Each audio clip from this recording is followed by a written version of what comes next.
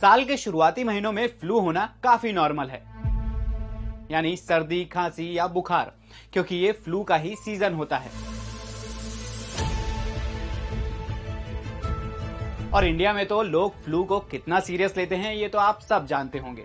लेकिन इस बार का फ्लू सीजन काफी अलग और खतरनाक है, क्योंकि इंडिया में H3N2 वायरस काफी तेजी से फैल रहा है, जिसके सिम्टम्स तो नॉर्मल फ्लू की तरह ही हैं, लेकिन रिजल्ट्स काफी डराने वाले हैं। आज मंडे मेगा स्टोरी में बात इन्फ्लुएंजा ए के सब वेरिएंट H3N2 वायरस की। दरअसल किसी वायरस की वजह से नाक, गले और फेफड़ों में इन्फेक्शन को फ्लू या इन्फ्लुएंजा कहते हैं। इससे हमारा रेस्पिरेटरी सिस्टम काफी अफेक्ट होता है। क्या आपको पता है कि पहले फ्लू को बैक्टीरियल इन्फेक्शन माना जाता था? फिर 1892 में जर्मनी के बैक्टीरियोलॉजिस्ट रिचर्ड फीवर ने फ्लू के मरीजों पर एक रिसर्च की, जिसमें उन्हें एक जीवाणु मिला, बैसिलस इन्फ्लुएंजा। उन्होंने दावा किया कि इंसानों को इसी इन्फ्लुएंजा वायरस की वजह से फ्लू होता है। अब तक की रिसर्च के मुताबिक जीवों के शरीर में 4 तरह के इन्फ्लुएंजा वायरस होते हैं। अब जानते हैं भारत में तेजी से फैल रहे H3N2 वायरस के बारे में। तो इन्फ्लुएंजा ए वायरस में 2 प्रोटीन स्ट्रेन होते हैं, HA और NA। HA के 18 सब टाइप होते हैं और NA के 11। H3N2 वायरस इन्फ्लुएंजा ए के इन्हीं 2 प्रोटीन स्ट्रेन के कॉम्बिनेशन से बना एक सब वेरिएंट है, जो जीवों के जेनेटिक मटेरियल में बदलाव के बाद खुद की लाखों कॉपी बना लेता है।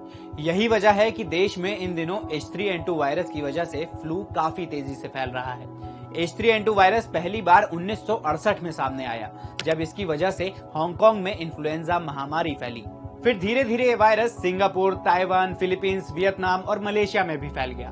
हालांकि आज तक इन्फ्लुएंजा वायरस कई बड़ी त्रासदियों की वजह बन चुका है, जैसे 1918-19 यानी कि फर्स्ट वर्ल्ड वॉर के दौरान स्पेनिश फ्लू, 1957 में एशियन फ्लू और 2011 में स्वाइन फ्लू। सभी के पीछे की वजह थे इन्फ्लुएंजा वायरस के सब वेरिएंट्स। डॉक्टर्स के मुताबिक इन्फ्लुएंजा वायरस फैलने में मौसम, जोन और टाइम का बहुत बड़ा रोल होता है। इन्फ्लुएंजा वायरस H3N2 समय के साथ म्यूटेट होता रहता है, जिस वजह से ये काफी खतरनाक हो जाता है।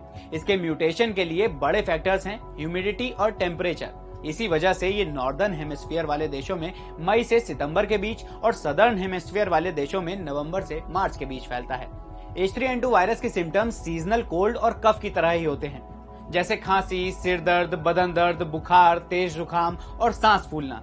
इन्फ्लुएंजा के लिए अलग से कोई दवा नहीं है, डॉक्टर्स वायरल के लक्षणों के आधार पर ही दवा देते हैं। भारत में अभी तक इन्फ्लुएंजा वायरस के कुल 3038 केस सामने आए हैं, जिनमें से 90 सब वेरिएंट H3N2 के और 955 सब वेरिएंट H1N1 के हैं।